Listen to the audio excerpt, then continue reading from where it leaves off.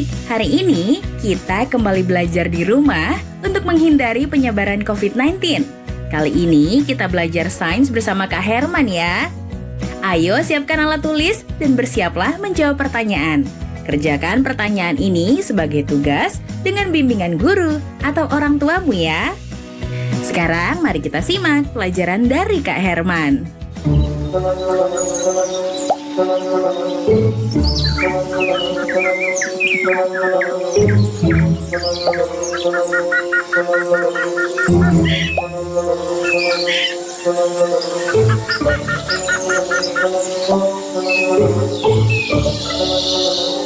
Halo Sobat X Science, jumpa lagi dalam program kesayangan kita semua, X Science, Eksplorasi Sains. Nah, hari ini teman-teman kita mendapatkan tugas dari sekolah untuk membuat prakarya rantai makanan. Tugasnya adalah menempatkan pilihan hewan-hewan ke dalam kotak-kotak agar menjadi susunan rantai makanan yang tepat.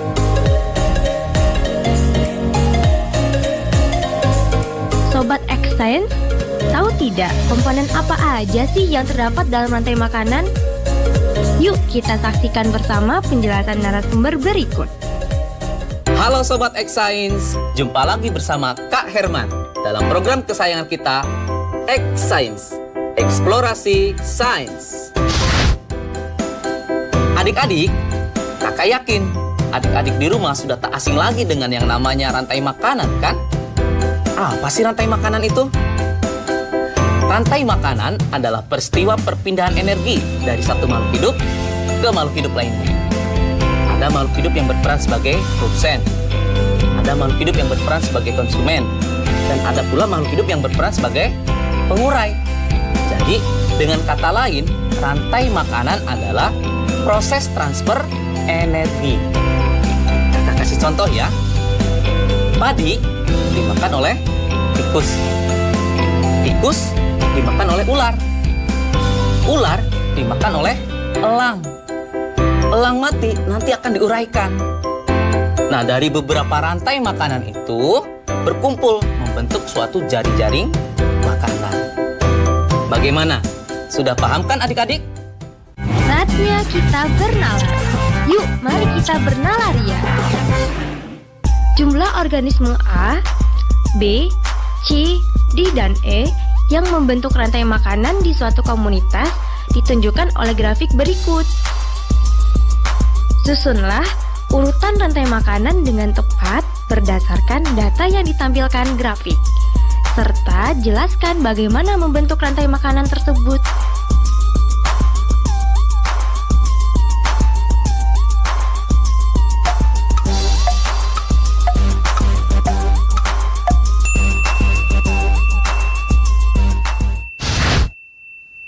Sobat X Science, bagaimana? Bisakah kalian menjawabnya? Mari kita coba untuk menjawab pertanyaan tadi ya. Dalam keadaan seimbang, jumlah produsen tentunya harus paling banyak dibandingkan dengan yang lainnya. Kemudian diikuti oleh konsumen tingkat 1, konsumen tingkat 2, konsumen tingkat 3, dan seterusnya.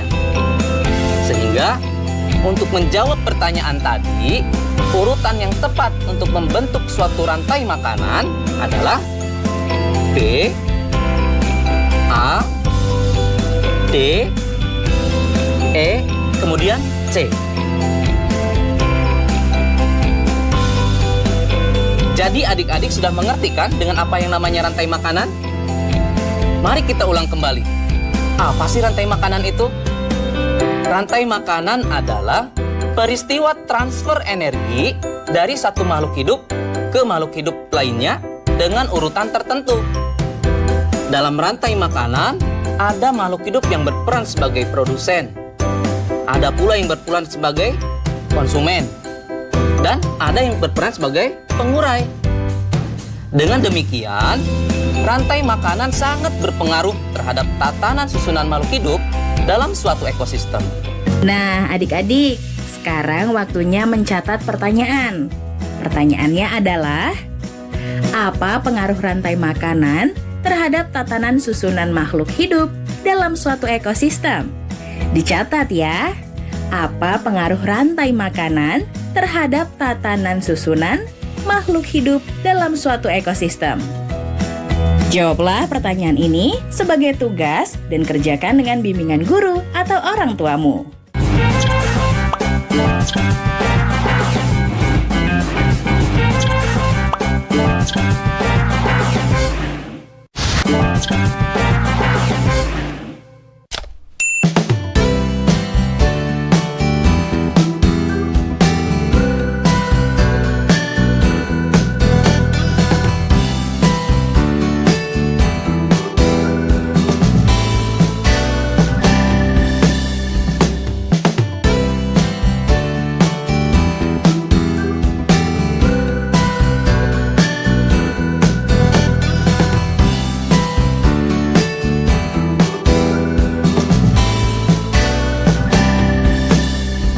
Teman-teman, kan kita dapat tugas tuh dari Bu Guru.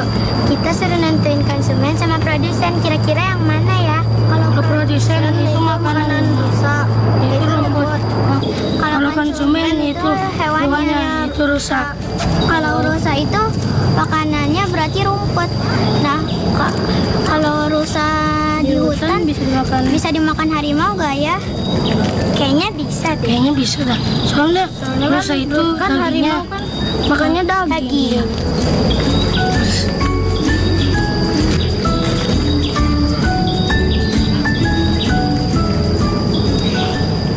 Halo Sobat X Science, kembali bersama Kak Herman dalam program kesayangan kita, X Science, Eksplorasi Sains. Adik-adik, kalian pasti penasaran kan bagaimana hubungan interaksi yang terjadi dalam jaring-jaring makanan? Yuk mari kita simak penjelasan berikut. Yang pertama adalah produsen. Produsen adalah makhluk hidup yang dapat membuat makanannya sendiri dengan bantuan sinar matahari. Prosesnya dinamakan fotosintesis. Wah, indah sekali ya alam Indonesia ini. Dengan begitu banyaknya hutan yang ada di Indonesia. Yang kedua, konsumen tingkat 1. Komponen pada konsumen tingkat 1 ini diisi oleh binatang. Biasanya adalah binatang herbivor yang memakan organisme autotrof yang tropiknya rendah. Karena termasuk dalam kelas heterotrof, maka konsumen tingkat 1 ini tidak dapat membuat makanannya sendiri dan bergantung pada produsen. Contoh binatang herbivor yang ada di hutan adalah rusa.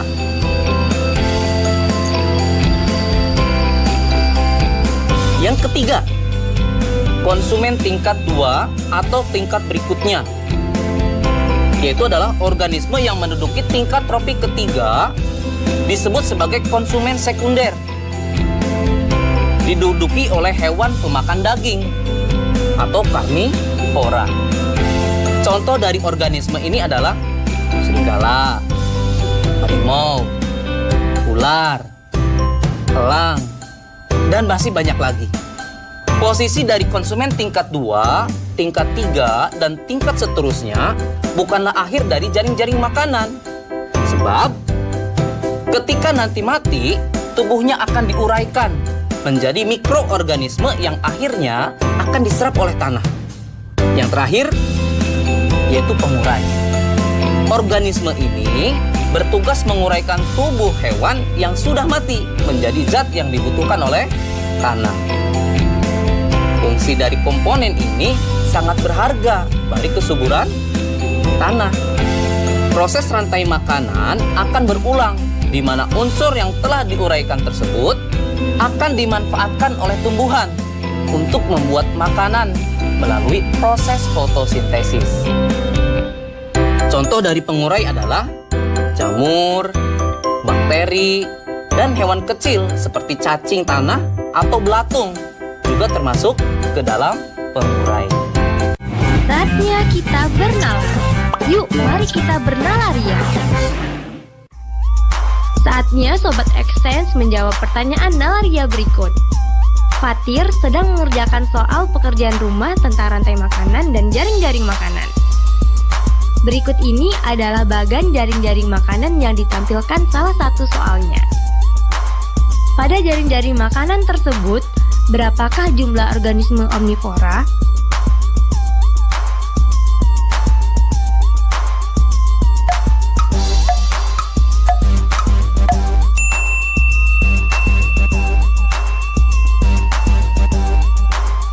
Mari kita simak penjelasannya. Jika dimulai dari produsen F, maka jumlah omnivora adalah 2, yaitu H dan L. Karena H memakan F dan G, L memakan F, H, dan M. Jadi, adik-adik sudah mengerti kan dengan jaring-jaring makanan? Sehingga, apa perbedaan antara rantai makanan dengan jaring-jaring makanan ya? Perbedaannya adalah rantai makanan merupakan bagian dari jaring-jaring makanan, sehingga jaring-jaring makanan akan menimbulkan banyak sekali rantai makanan yang terhubung satu sama lain. Jika skemanya digambar, jaring-jaring makanan akan berbentuk seperti jaring laba-laba. Nah, adik-adik, sekarang waktunya menjawab pertanyaan. Pertanyaannya adalah, apa perbedaan antara rantai makanan dengan jaring-jaring makanan? Dicatat ya. Apa perbedaan antara rantai makanan dengan jaring-jaring makanan? Jawablah pertanyaan ini sebagai tugas dan kerjakan dengan bimbingan guru atau orang tuamu.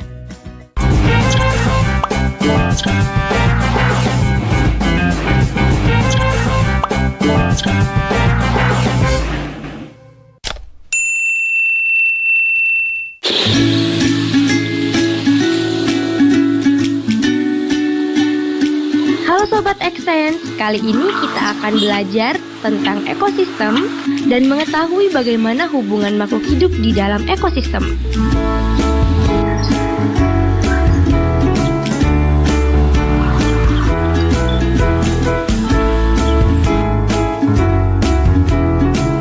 Mari kita memahaminya dengan membuat miniatur ekosistem. Sebelum kita mulai membuat miniatur ekosistem, tahukah Sobat X-Science apa itu ekosistem?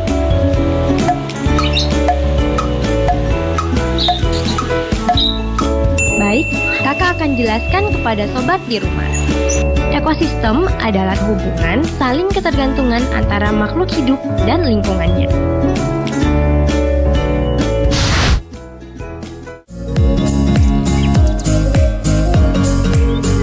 Kita membutuhkan alat dan bahan sebagai berikut.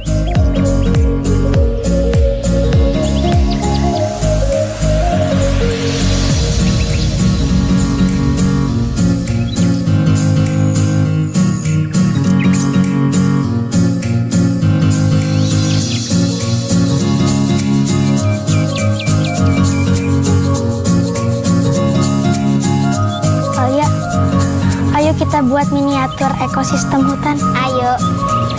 Kita ngapain dulu nih? Pertama, kita warnain sungainya dulu.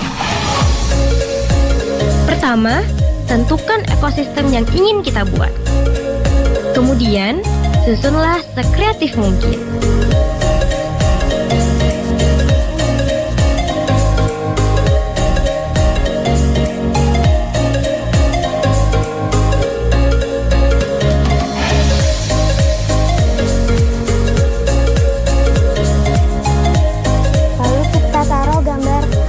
Berikutnya, susunlah ornamen-ornamen miniatur hewan dan tumbuhan yang mendiami ekosistem tersebut. Adik-adik tunggu dulu. Sebelum kita masuk ke tahapan meletakkan ornamen hewan dan tumbuhannya, adik-adik harus tahu dulu nih, bagaimana hubungan interaksi makhluk hidup dalam suatu habitat yang mendiami suatu ekosistem. Pertama, hubungan mutualisme.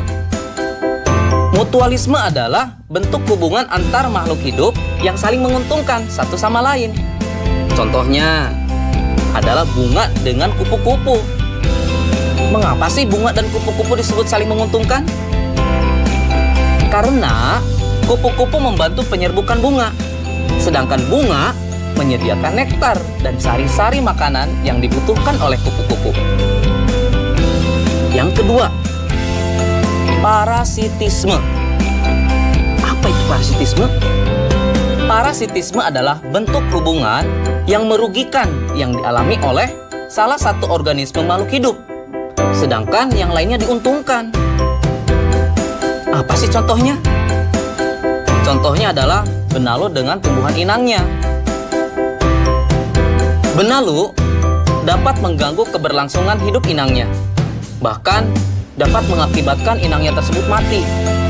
Hal ini disebabkan karena benalu tumbuh dan berkembang dengan mengambil zat-zat makanan yang bersumber pada inang, sehingga tumbuhan inang tersebut akan kekurangan nutrisi pada pertumbuhan. Berikutnya yang ketiga adalah komensalisme. Komensalisme merupakan hubungan antar organisme. Salah satu diuntungkan, namun yang lainnya tidak dirugikan dan tidak pula diuntungkan. Contohnya, ikan ramora kecil yang menempel pada ikan hiu. Bagaimana sih hubungan antara ikan ramora kecil dan ikan hiu? Ikan ramora akan selalu mengikuti dan berlindung di bawah tubuh ikan hiu, sehingga ia akan mendapatkan keuntungan berupa perlindungan dan makanan yang berasal dari sisa-sisa makanan dari ikan hiu. Sedangkan pada pihak ikan hiu tidak mendapatkan kerugian dan keuntungan apapun dari perilaku ikan ramora tersebut. Nah, bagaimana Sobat Extend? Sudah siap untuk lanjut ke tahap berikutnya? Yuk, mari kita pasang ornamen tumbuhan dan hewannya dengan memperhatikan hubungan interaksi makhluk hidup di dalamnya. Setelah itu kita taruh tanaman seperti ini. Ini kan ada pohon. Hewan yang memakan pohon ini, rumput ini yaitu zebra, kerbau.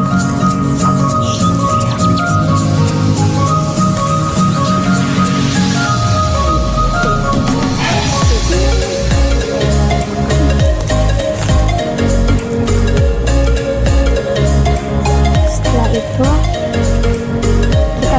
kita taruh background hutan.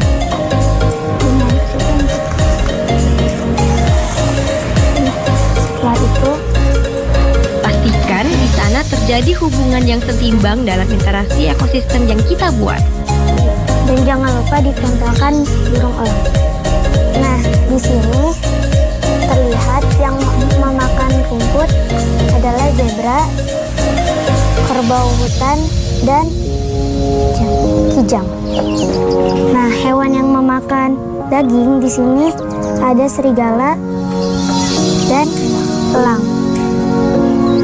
Ada cacing di bawah pohon yang sudah busuk. Dan miniatur ekosistem telah selesai kita buat. Mudah kan membuatnya?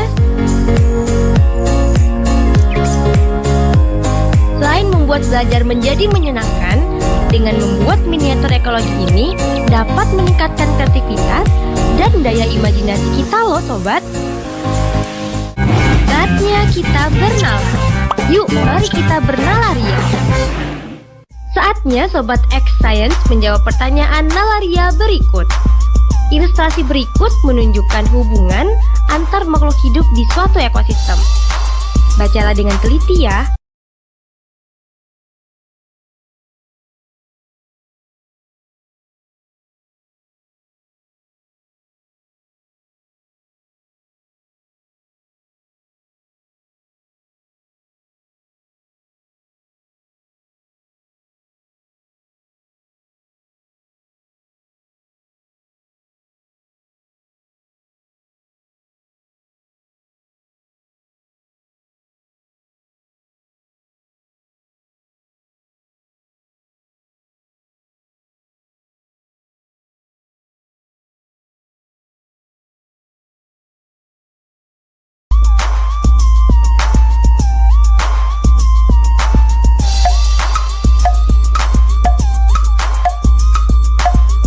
Apakah sudah ada yang bisa menjawab?